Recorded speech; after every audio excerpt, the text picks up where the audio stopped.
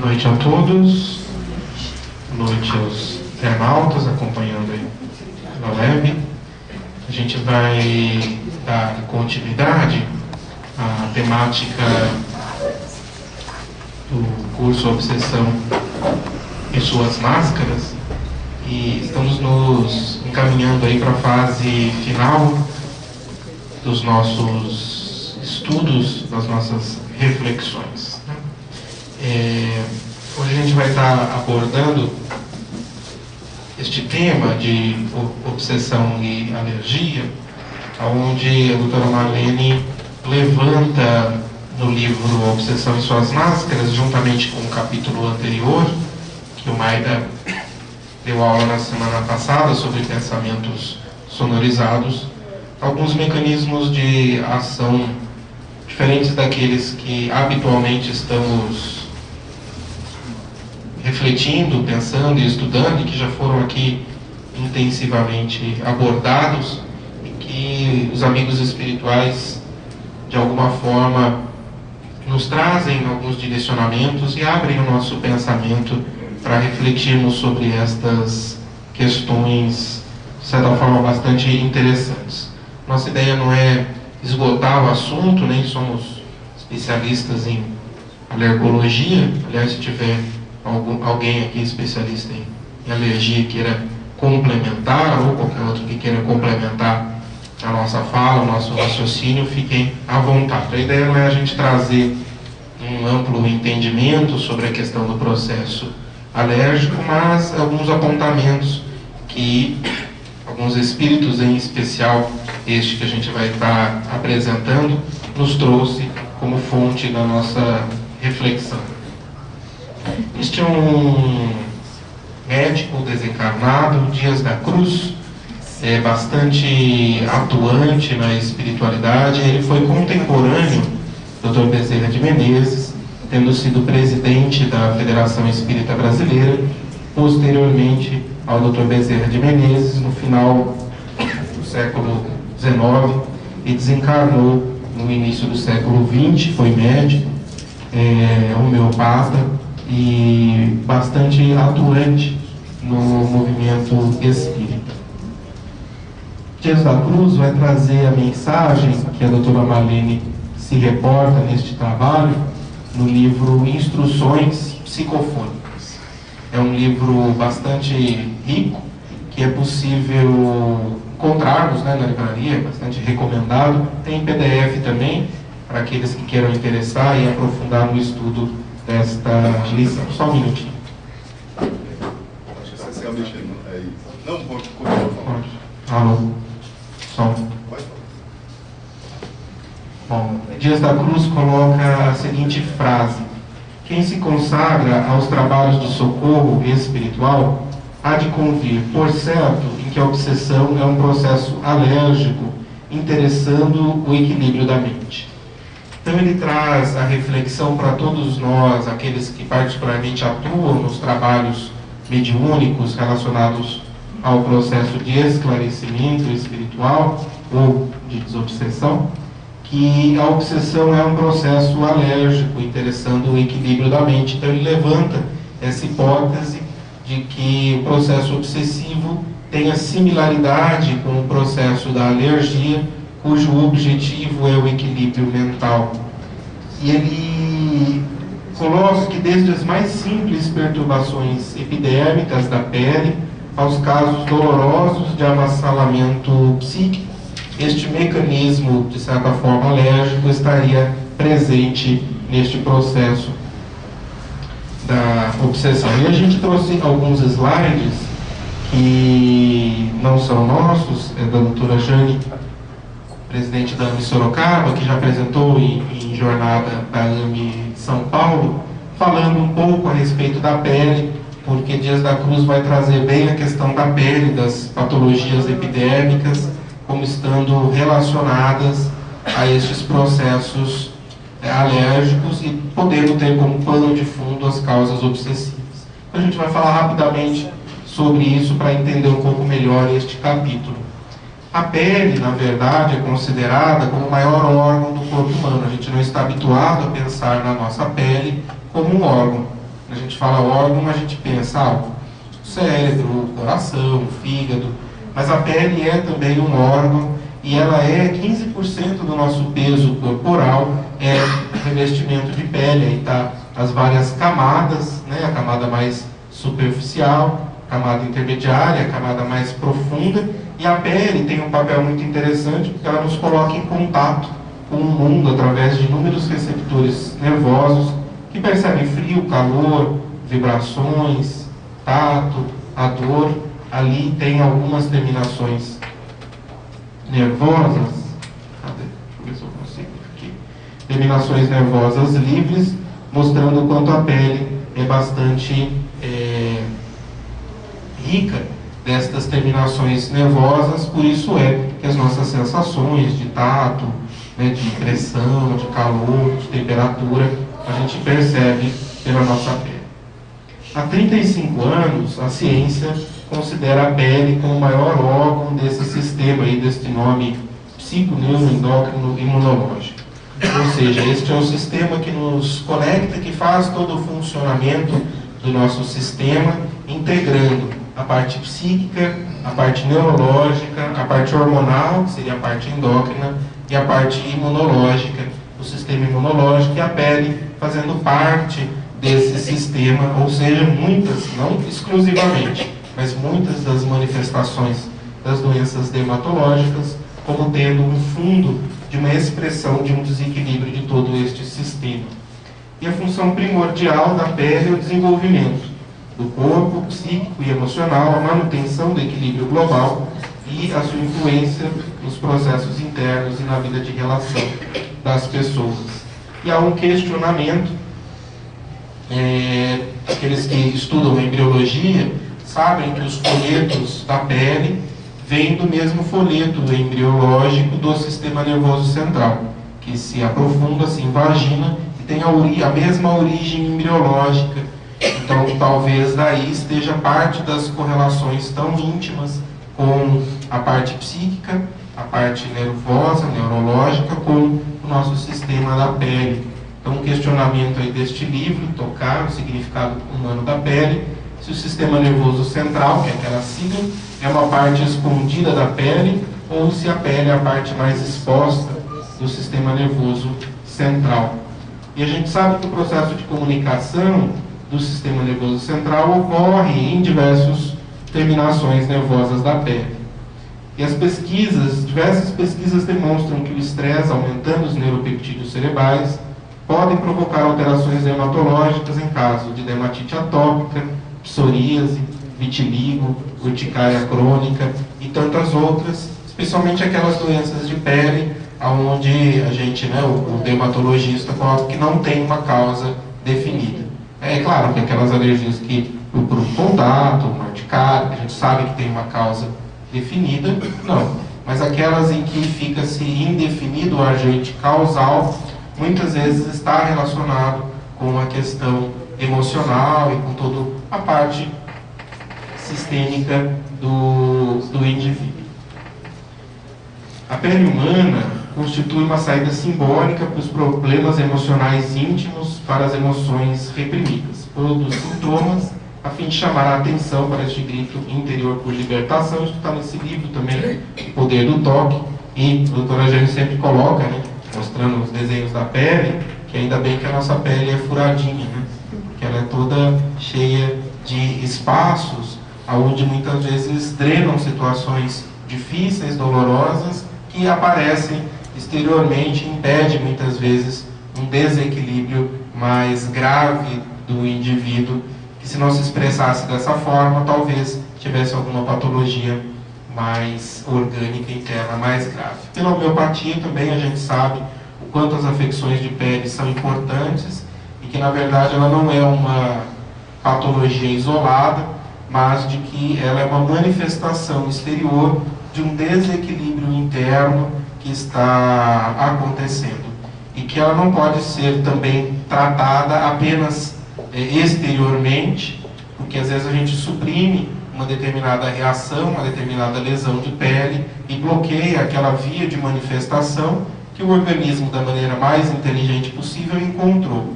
E aquela energia desequilibrada precisará encontrar muitas vezes outro órgão que se aloja, provocando desequilíbrios mais graves. Então, o tato reside em nossa pele e cérebro, e a sua sensação se refere tanto ao contato físico quanto à emoção. Tanto é que são frases populares, né?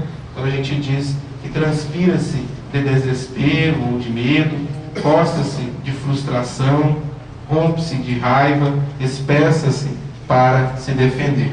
Então, são reações que nós, nos nossos milênios de evolução, como princípio inteligente também, como ser humano, fomos aprendendo a lidar com determinadas situações dessa forma e ainda utilizamos muitas vezes destes recursos. E aí, um esqueminha proposto por ela, para tentar esmiuçar um pouco melhor esta psicopatologia, mostrando que o estresse é um desequilíbrio do espírito, da alma, frente às adversidades da vida. Obviamente, o estresse é necessário à própria sustentação da vida, né? Sem estresse, sem produção de hormônios de estresse, a gente não se encontra vivo, né? Então, a liberação de adrenalina, de cortisol, de outros neurotransmissores nos mantém sustentando-nos. E frente a uma reação realmente de dificuldade, então, por exemplo, quando a gente enfrenta uma situação de luta, uma situação em que temos que fugir, remontando-nos lá ao tempo das cavernas, né, quando a gente se encontrava com uma fera, com um leão, ou com algum animal que nos metia medo, nós tínhamos que estar prontos para reagir, né? Não poderíamos ficar ali paralisados perante aquela situação. Então, viemos desenvolvendo esse sistema, que muitos chamam de sistema de luta ou fuga, que é preparar o nosso organismo para uma reação frente a uma situação de estresse. Então, a liberação de uma série de substâncias que aumentam a nossa frequência cardíaca, que aumentam a nossa frequência respiratória, que dão uma contração muscular, que diminui o peristaltismo intestinal, e uma série de outras situações. Tudo isso favorecendo com que a gente tenha mais condições de enfrentar aquela situação e decidir se vamos lutar ou se vamos fugir. Isso é um aprendizado nosso.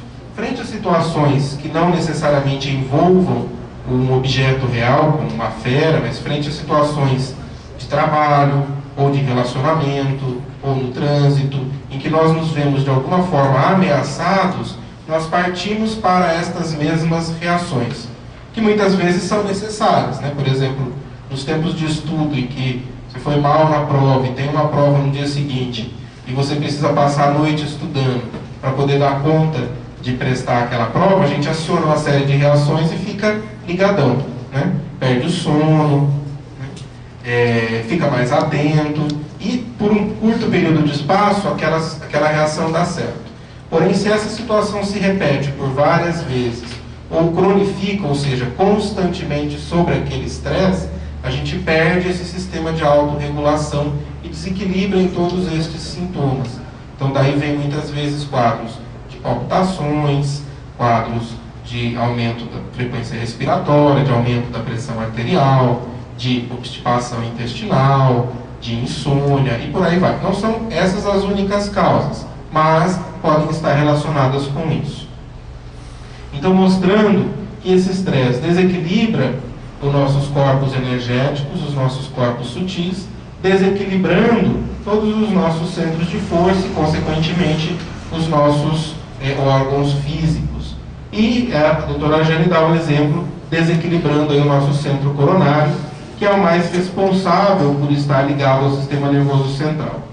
Com isso, ligando as glândulas ao sistema imunológico, fazendo aquele sistema psico, neuro, endócrino, imunológico. E aí o nosso sistema imunológico vai ser responsável pela produção, entre outras coisas, de anticorpos. Dentro dessa produção de anticorpos, isso de maneira bastante simplificada, né? Aumentando os nossos anticorpos, nós temos duas possibilidades de enfermidades. Uma delas são os processos alérgicos, que é o que a gente está vendo hoje. Outras são as doenças autoimunes. Os anticorpos ainda podem levar à produção ou estarem na gênese de quadros de tumores neoplásicos, e a diminuição de células do sistema imunológico leva a uma diminuição da resistência e assim uma maior facilidade ou predisposição a infecções. Então aqui, Dias da Cruz traz uma ideia para a gente de que o processo obsessivo estaria relacionado como se fosse um processo alérgico. Então talvez a gente possa inferir que, embora essa não seja a única via dos processos alérgicos, né, existem 4 tipos de reações alérgicas, e cada uma é diferente da outra, mas esta é a principal. Talvez seja por esta via de condução do ponto de vista psicofisiológico. Isso é uma hipótese, né? Então, voltando lá no capítulo que a gente está abordando. Dias da Cruz nos traz, né, que o termo alergia foi proposto por um médico de Viena, von Piquet, e traduzindo uma reação modificada nas ocorrências da hipersensibilidade. Então, reações de sensibilidade são normais, mas as reações em que há uma hipersensibilidade, uma reação além da conta, além daquela que deveria ser, e o organismo não consegue conter, expressa-se como um fenômeno alérgico. E aí a gente tem os agentes mais diversos que podem causar processos alérgicos, né? Muitos aqui vão se identificar esses processos alérgicos, não é isso que Dias da Cruz está colocando como processos obsessivos, tá? Então, quem tem alergia a camarão, quando come o camarão fica todo empipocado, isso não significa que está vivenciando um processo de obsessão, né? Nem que seja pelo camarão, não é.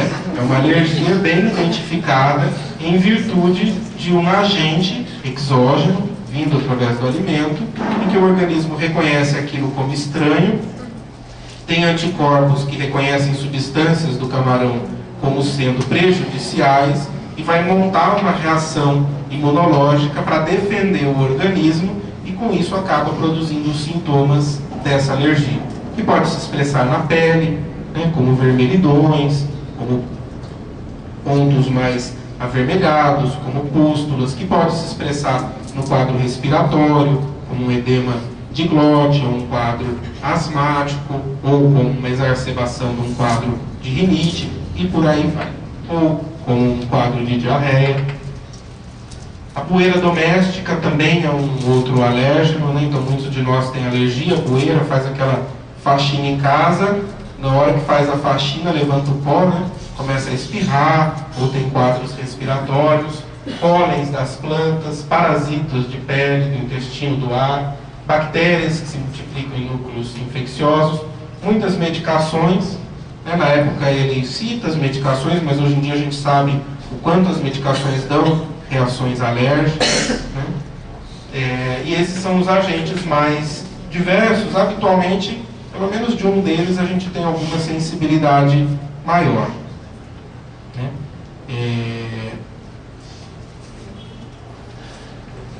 A medicina moderna, e ele vai falar, esse livro é de 1950 e pouquinho, né? Então tem muito pouco da fisiopatologia, mas ele já defende aquilo que era a causa principal, continua sendo, embora tenha muito mais entendimento sobre essa questão que a gente não vai aprofundar.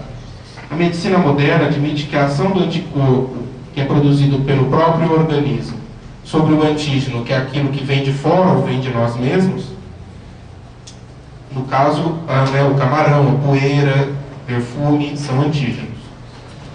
Na intimidade da célula, liberta uma substância semelhante à histamina, vulgarmente chamada de substância H, que vai ser responsável pelos mais diferentes desequilíbrios que vão se expressar, como a gente falou, na pele, como quadros de rinite, asma, edema, urticária, enxaqueca, e aí ele vai chamar também quadros digestivos, neurológicos, cardiovasculares. E aí começa a parte mais interessante para a gente entender sobre o estudo relacionado à obsessão, quando ele vai trabalhar a autointoxicação fluídica. Então a gente já trabalhou esse tema algumas vezes, não sei se vocês estão recordados. Eu acho que todas as vezes que eu falei aqui, eu falei sobre esse tema. Então eu falo que eu sempre falo sobre os mesmos tópicos. Porque efetivamente o processo de sintonia, de conjugação de ondas, de pensamento, de obsessão, está dentro do mesmo escopo. Apenas a gente está vendo ele de diferentes lados, né? Como se a gente pegasse um prisma, um diamante, e estivesse olhando cada hora para uma face desse processo. Isso não exclui as outras. Para a gente ter um entendimento completo, a gente precisa olhar por todos eles e olhe lá, né? E aí, Dias da Cruz levanta essa situação de que todos os nossos pensamentos, definidos por vibrações, palavras ou atos, arrojam de nós raios específicos, que ele chamou de agentes R. Ou seja, tudo aquilo que nós pensamos gera consequências em nós. Tudo aquilo que nós pensamos vem carregado de vibração, que nós damos o nome de sentimentos, que vem cheio de cor, textura, cheiro, forma, né? E isso, sentimento mais pensamento, que é uma vibração, uma construção nossa, se reflete através dos nossos atos, das nossas atitudes. Então, cada pensamento que nós emitimos, ele chama desses agentes R. E ele vai trazer a hipótese, né, que a gente percebe na prática muito real, de que são esses agentes R's também podem estar, assim como quando entra uma poeira libera substância H, esses agentes R também, agindo sobre a célula, podem liberar essa substância H e ser a responsável por aqueles mesmos processos em que a gente não encontra a causa definida nos agentes específicos. Deu para entender? Isso não é complicado da gente entender, né? Ou seja, aquelas coisas que não têm uma causa definida, na maioria das vezes, estão relacionadas com esses nossos desequilíbrios no campo mental, no campo emocional. E aí ele vai dizer especificamente de algumas atitudes. Vamos ver se a gente se encaixa em algumas delas. Ele fala da cólera e da irritação. Ou seja, toda vez que emitimos um pensamento de cólera, um pensamento de irritação, no trânsito, irritação com o nosso vizinho, irritação com os filhos, com os colegas, os companheiros de trabalho, às vezes irritação por nada. Tem gente que é irritada por natureza, né? Qualquer que passou um ventinho, está irritado. Abriu o sol, se irrita, choveu, se irrita, ventou, se irrita. Então, irritado por natureza, né? E os quadros de cólera, que seria uma expressão já dirigida contra algo ou contra alguém. Os quadros de maledicência e de leviandade, né? Maledicência é falar mal dos outros, né? Quem aqui é maledicente? Toda vez que a gente critica alguém, nós estamos sendo maledicentes, né? Então, às vezes, a gente tem um comportamento de frente a uma crítica, a gente fala assim, não, eu não estou falando mal, eu estou só fazendo uma observação a respeito de um assunto importante. Só estou comentando. Só estou comentando, eu não quero falar mal da pessoa, mas já vai... Quando fala essa frase, eu não queria falar mal do fulano, mas já foi o pensamento. A leviandade, ou seja, comentar sobre assuntos importantes de uma maneira como se aquilo fosse algo leviano, sem importância. A crueldade, a irreflexão, a calúnia, ou seja, agirmos sem refletir, caluniarmos uma pessoa, né, que entra também aí dentro da crítica, do julgamento. A tristeza, né, o desânimo, os processos mórbidos e tóxicos da culpa, tudo isso gera em nós desequilíbrios. Isso a gente tem visto o tempo todo, né, no curso. Não é na casa de uma maneira geral, né, não é novidade para ninguém. E aí, Dias da Cruz coloca uma coisa muito interessante, que todos esses comportamentos produzem essas elevadas porcentagens de agentes R, de natureza destrutiva em nós e fora de nós, capazes de fechar-nos por tempo indeterminado em deploráveis labirintos da desarmonia mental. Então ele vai dizer que isso está como causa das nossas desarmonias no campo do nosso pensamento. E de que maneira o processo obsessivo está relacionado com tudo isso? O que vocês sugerem?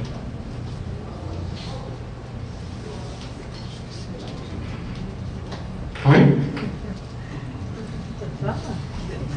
Eu acho que se a gente der uma abertura, a isso já o obsessor toma conta. Com certeza. Então, tanto pode ser por auto-obsessão, né, que a gente tanto estudou, que às vezes a gente põe a culpa nos desencarnados, mas né, a responsabilidade é de um processo auto-obsessivo, de um pensamento recorrente que nos amarra naquela situação doentia, né? Ou muitas vezes a gente abre uma portinha, né, diante de uma questão que a gente ainda traz dificuldade e não está vigiando.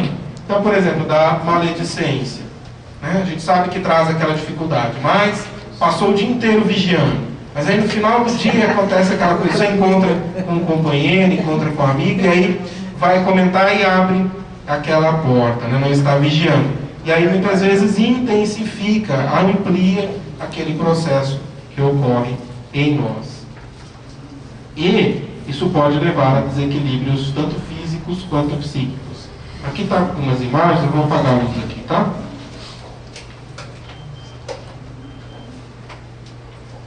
É do livro Mãos de Luz, da Bárbara Ann Brennan, que ela mostra esse processo de autointoxicação fluídica. Então, era uma médium que tinha essa potencialidade de visualização da aura, que é a expressão, né, dos nossos sentimentos, das nossas vibrações, das nossas emoções, e ela registrava. Então, aqui, uma aura normal, dentro daquilo que ela conseguia perceber.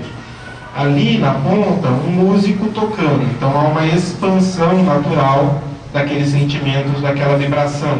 O mesmo acontecendo com um homem, um professor, né, falando sobre seu assunto favorito, ou um homem falando com paixão sobre a educação, mudando até as cores. Uma criança de 11 anos brincando, a gente vê uma aura bastante equilibrada. Ali, já uma mulher experimentando um sentimento de luto, de tristeza perante a morte do pai. A gente já vê uma aura com falhas, né? Não sei se vocês conseguem ver aqui. Então, ó, uma aura normal é que ela não tem falhas, tá vendo? Aqui, ó, aqui ela tem falhas, ó, aberturas. Né? Aqui um ser com raiva, aquelas raivas assim expressas em cólera, em ódio, né? O quanto ela desequilibrou. Ó, tem esse lado aqui praticamente, o outro aqui todo aberto, né? Todo aberto. Aí às vezes aqui se acopla alguma outra mente, né? Que está vibrando na mesma conjugação de ondas, né?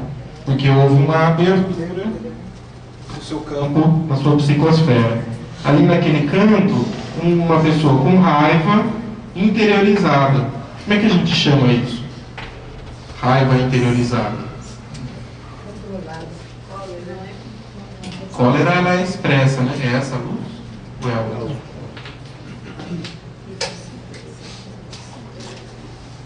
A raiva, a cólera é aqui, né? Ali é o quê?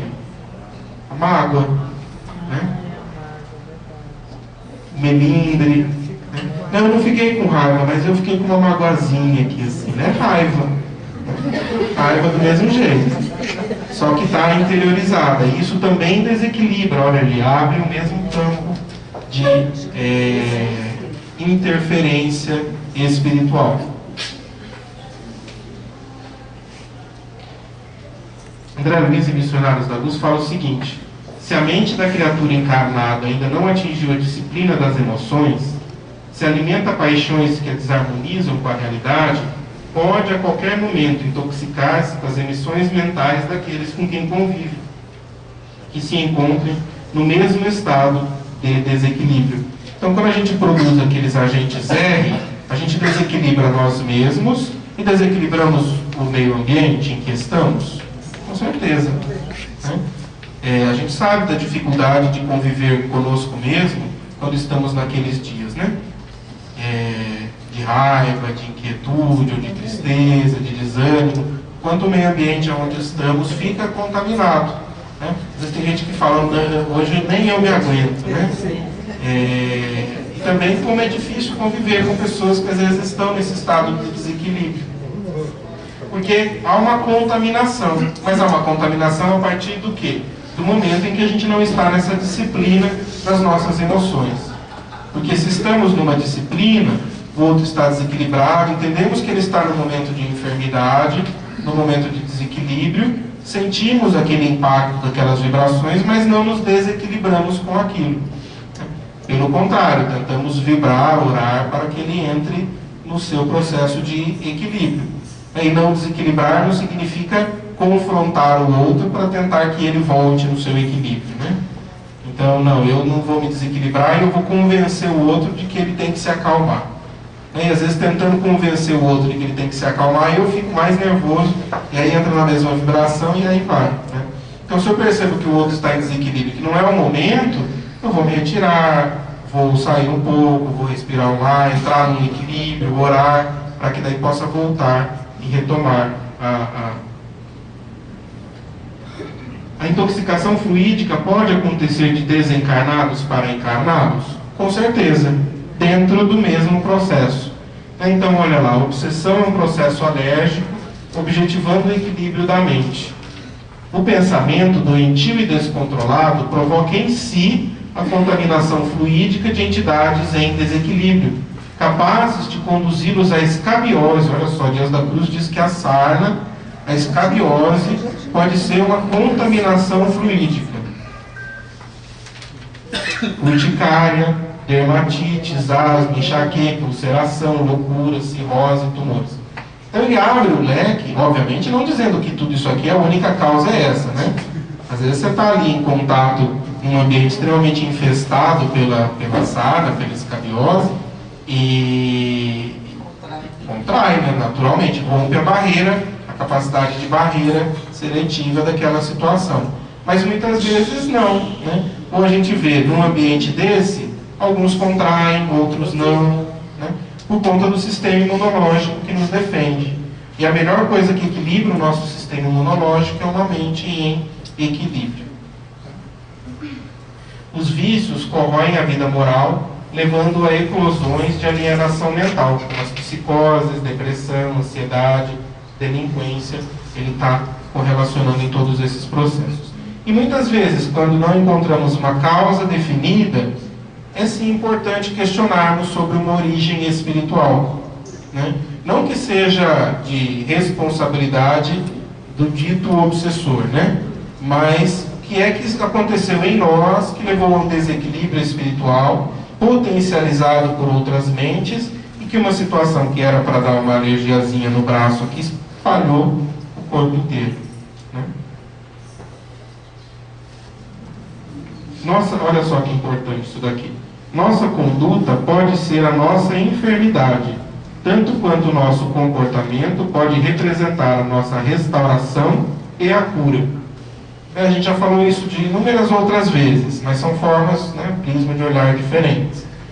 Então, a nossa conduta tanto pode nos enfermar, como pode nos conduzir ao processo de restauração e de cura. Isso é muito importante, né? Porque às vezes no Espiritismo a gente ainda traz um ranço punitivo, né? Então, eu sou o responsável por meu desequilíbrio, fica se punindo, vim aqui para apagar os erros e tal. Isso tem uma parte que está dentro da realidade, né? Mas nós estamos aqui para aprender, para crescer, para progredir. E muitas vezes esses desequilíbrios são oportunidades que a vida nos oferece, que nós mesmos solicitamos, para nos encaminhar ao nosso equilíbrio. Então lá atrás, lembra a primeira frase do Dias da Cruz? Que falou que o processo obsessivo pode ser comparado com um processo alérgico, objetivando o quê? O equilíbrio da mente. Então o objetivo do processo obsessivo é o quê? O equilíbrio da mente. Olha só que coisa parece contraditória, não é? Às vezes o que nos leva a tanto desequilíbrio, qual é o objetivo? Nos conduzir ao equilíbrio. Por quê? Como isso? Porque Porque às vezes a gente precisa desequilibrar tanto para poder encontrar um caminho de rota de cura. Não é? Ou para cair a ficha, para nos percebermos. Porque às vezes a gente está aqui, né? A gente deveria andar em linha reta. E a gente está andando aqui na paralela, mas a gente não desequilibra tanto. Desequilibra um pouquinho, mas vai andando e acha que está tudo bem. Né? E às vezes, pelos nossos próprios pensamentos em desequilíbrio, a gente pega uma rota que vai nessa direção aqui. Aí a gente devia estar ali e está ali. Aí a gente está desequilibrado, completamente. E às vezes é a hora que a gente percebe que está desequilibrado e empreende um caminho de volta no retorno do nosso eixo de equilíbrio. E às vezes o indivíduo que ficou aqui a existência inteira, o caminho era aqui. Ele ficou aqui. Ele foi tendo pequenos desequilíbrios e tal, mas achou que estava tudo bem. E aí desencarna e percebe que andou na paralela. Não fez o que tinha que fazer. E às vezes os nossos desequilíbrios vêm tão grandes, nos reconduzindo para que a gente perceba aquilo que a gente efetivamente deve fazer. Por isso é que a misericórdia divina se utiliza de nós mesmos, de uns para com os outros, para nos reconduzir ao caminho do equilíbrio e da cura. Faz sentido isso para vocês? Alguém já viveu experiências como essa? A própria natureza nos ensina. O horário que a madrugada é mais fria é o que precede o nascer do sol. E alguém já viveu experiências assim? Já hoje em dia, às vezes a pessoa entra no consultório e eu falo assim, às vezes quando tem intimidade com a pessoa, né? Às vezes sem intimidade mesmo solto, né? Devia, mas graças a Deus esse momento de desequilíbrio. Que bom estar com esse momento de enfermidade, né? Porque a gente tem que ampliar os horizontes do nosso olhar e entender a vida do espírito, né? Às vezes aquela enfermidade é a grande chance de reconduzi-lo à cura. Se não fosse por aquilo, muitas vezes ele estaria onde estaríamos, né? Se não fosse, às vezes, as nossas enfermidades a nos policiar e a nos medir as nossas escolhas. Bom, ele vai falar, para sanar a obsessão nos outros ou em nós mesmos, é preciso cogitar dos agentes R, desses raios mentais, que estamos emitindo. O pensamento é força que determina, estabelece, transforma, edifica, destrói e reconstrói. Do mesmo jeito, né? Que esse mecanismo pode nos levar ao desequilíbrio, ele corrigido nos leva ao equilíbrio. Alguém quer perguntar alguma coisa, fazer alguma colocação, colocar a sua experiência pessoal?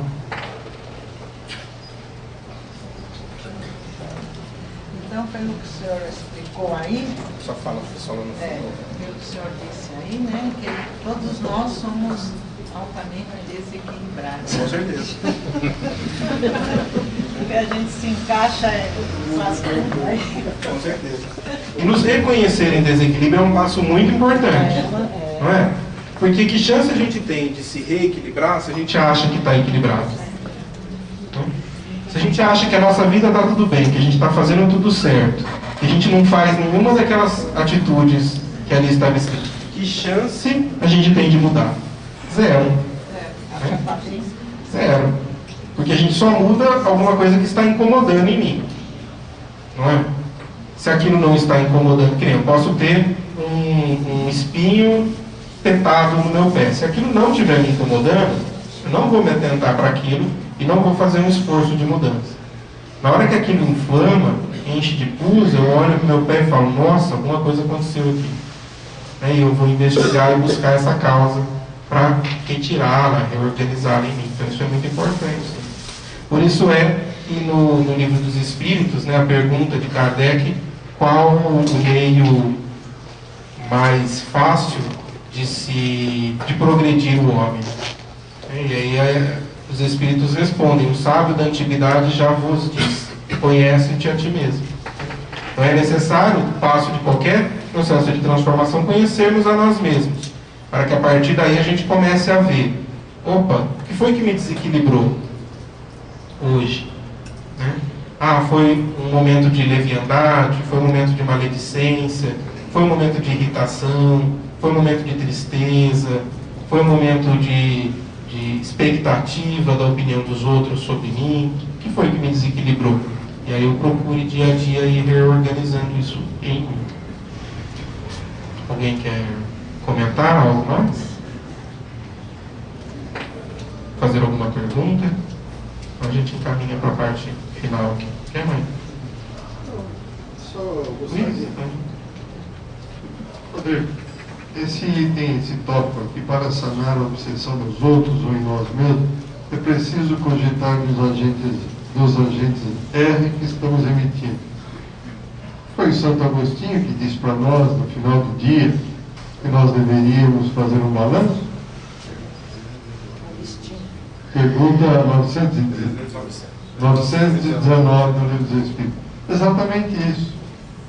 Cogitar dos agentes R. O que fizemos hoje? Como é que foi o nosso comportamento?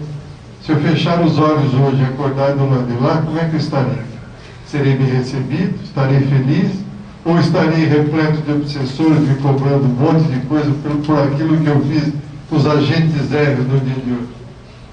Então está aí, ó, bem claro, muito bom. E ele ainda afirma que aqueles que nos desequilibram é que falam a verdade sobre nós.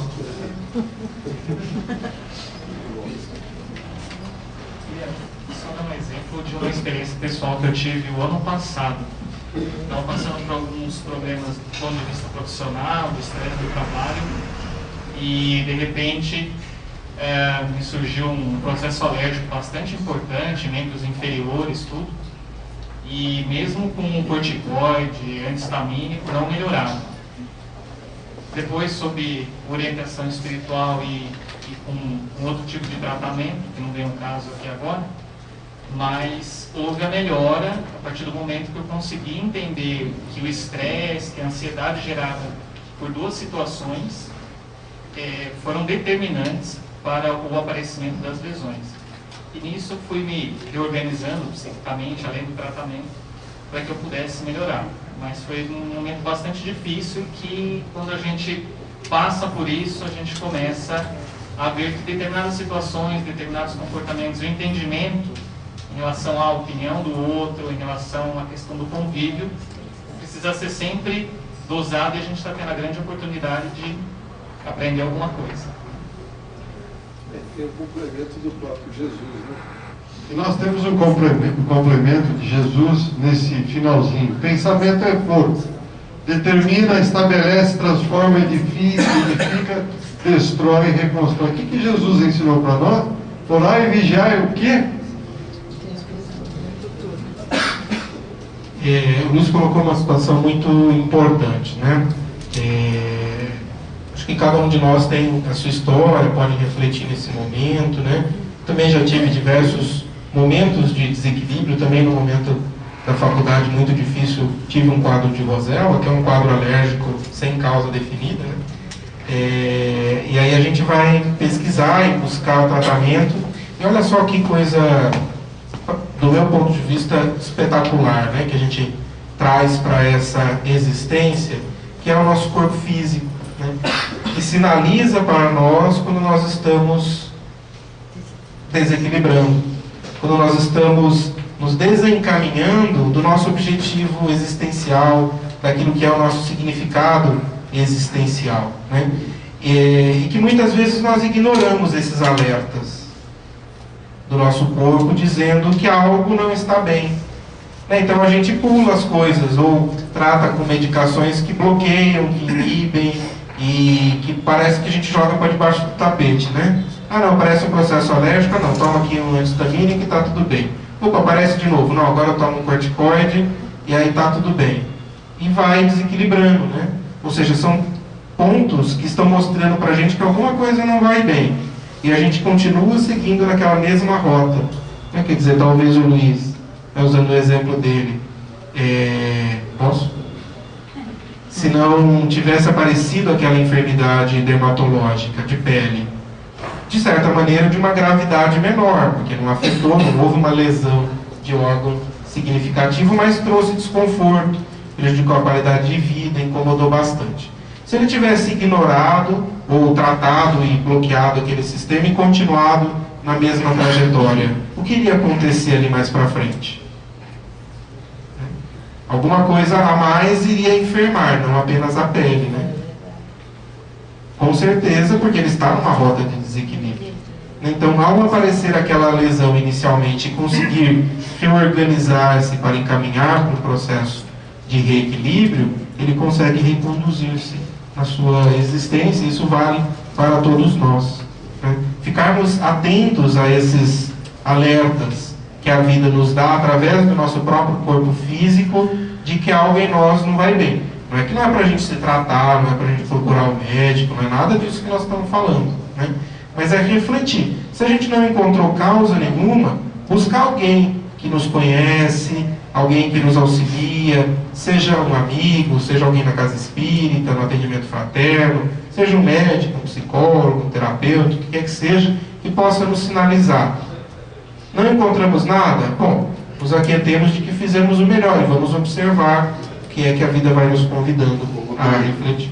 A medicina atualmente, a medicina, o médico normalmente, a sua prática diária, ele tem esse enfoque ou ele só receita um medicamento, olha, esse medicamento vai resolver, vai te curar, vai te sarar. Porque essa reflexão que você está dando não se encontra em qualquer consultório médico.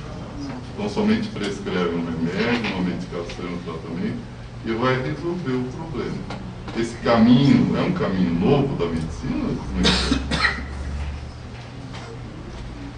Com certeza, né, Luiz? É um caminho novo. Como um caminho novo, poucos ainda percorrem, tanto como médicos, como quanto pacientes, né?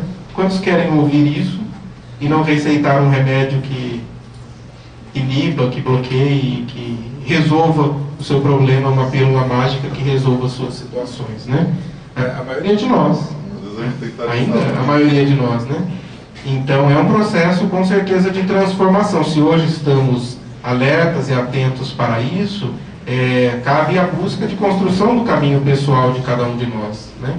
E claro que os médicos ou inúmeros livros que têm publicados, palestras, podem auxiliar nesse sentido, e cabe, se a gente tiver desejo, de compartilhar isso com os profissionais de saúde. Talvez a gente comece a descobrir o quanto estão abertos e o quanto muitos estão pensando, mas em virtude da própria formação, do próprio sistema de saúde que hoje é imposto, de consulta a cada 15 minutos, 10 minutos, desse tempo que não é possível nem fazermos uma consulta física de qualidade, né? Uma consulta do corpo físico de qualidade, quanto mais trabalhar as emoções, a questão social e a questão espiritual, mas cada vez mais a abertura para isso. A gente sente e a gente se surpreende. Quando eu, por exemplo, me surpreendo quando vou conversar com colegas e vejo o quanto pessoas estão pensando e refletindo nessas questões, né? E às vezes a gente trazer isso para o médico que está nos atendendo, não de uma maneira de mudar a opinião dele, mas o que acha sobre isso, aconteceu isso comigo e eu percebi isso, vai sinalizando e vai deixando as pulgas, né, atrás da orelha. Até porque o próprio médico vivencia situações de enfermidades que ele começa a observar em si, não necessariamente tudo aquilo que está escrito ali, né, e definido. Ou seja, aquele brocado latino, mens sana in corpore sano, é o que mais vale. Com certeza. Espírito em equilíbrio, né? A gente vai indo o restante. E olha só, eu queria trazer só duas coisinhas para vocês, que falam sobre raios. Um deles é a prece, no Missionários da Luz. Ele fala o seguinte: a oração é o mais eficiente antídoto do vampirismo. É vibração, energia, poder. Semelhante estado psíquico revela nossa origem divina e coloca-nos em contato com as forças superiores, emitindo raios de espantoso poder. O quanto às vezes a gente cresce, desdenha do poder, da capacidade que a prece, que a oração tem na nossa vida, né? E que é um ponto-chave de nos reorganizar para o nosso equilíbrio, né? Olha só o que Alexandre aí coloca, né?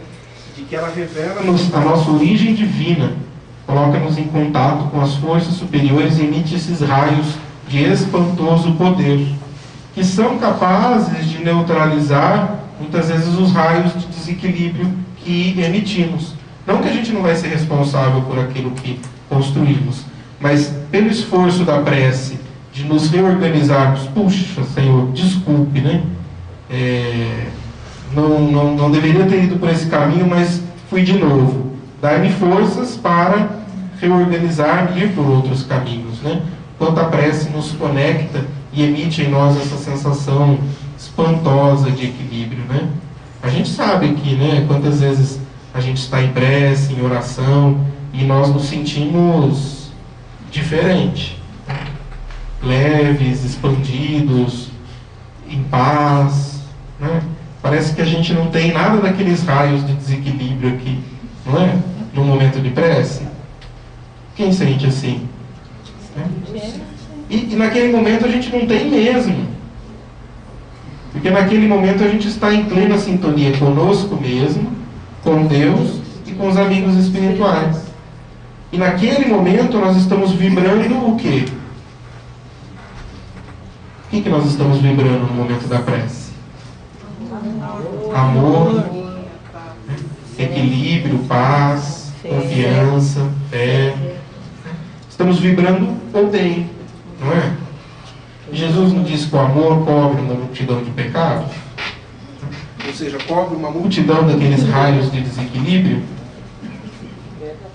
Então, se a gente conseguir, olha só, né, o convite ousado, sustentar em nossa vida esse estado em mais momentos, não apenas na prece uma vez por semana no centro, ou uma vez por dia, mas se a gente conseguir, esse é o estado que eu preciso estar, né?